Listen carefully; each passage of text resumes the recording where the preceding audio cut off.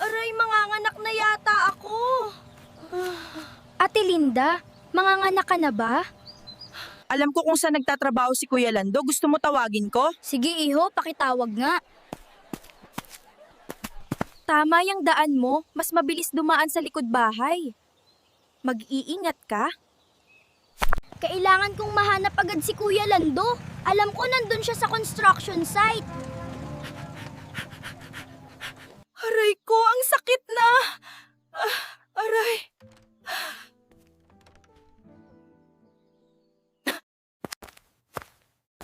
Lando! Lando! Nasaan ka na?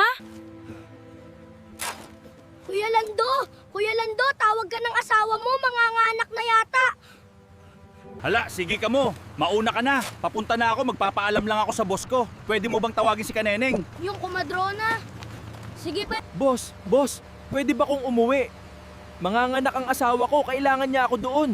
Lando, unang araw mo pa lang sa trabaho, gusto mo agad magpaalam. Kaya nga ako nag-hire ng maraming tao kasi kailangan ko. Tapos bigla kang aalis. Boss, wala ba kayong pamilya? Wala ka bang anak? Hindi mo ba nauunawaan yung sitwasyon? Manganganak ang aking asawa na dapat talaga ay nandun ako bilang asawa. Hindi, magtrabaho ka. Sayang oras, sayang lang usapan natin. Nasasayang mo ang oras ko at oras ng trabaho. Alis! Anong klaseng puso meron kayo? Anong klaseng pagkatao meron kayo? Porket ba boss kayo, dapat maging pusong bato na rin kayo? Tanggalin na kita sa trabaho. Ako ay magpapaalam, boss!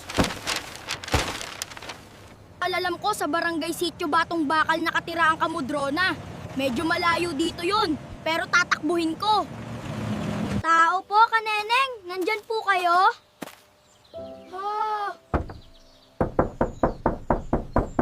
Kaneneng, si Linda po manganganak na. Pinapatawag kayo. May sasakyan ka bang dala? Wala po.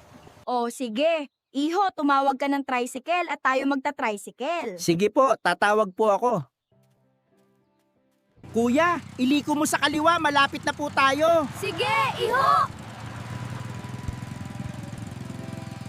Oh, malapit na ako dyan, Linda. Hintayin mo ako. Malapit na ako, mahal ko. Kaneneng, kayo na po ba yan? Pasok na po kayo. Aray ko, napakasakit na. Manganganak na yata ako. Buti naman, Lando, at dumating ka na. Hindi kita pababayaan. Totoy, napakabuti mo. Okay na bang lumabas ka muna? Wala pong problema, Kuya Lando. Salamat, Totoy. Humiga ka na. Oo, sige, handa ka na ba?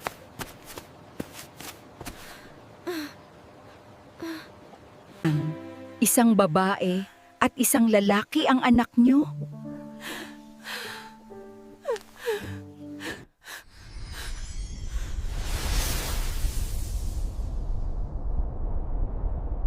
Totoo ang kasabihan. Tatawagin natin silang Damian at Daniela.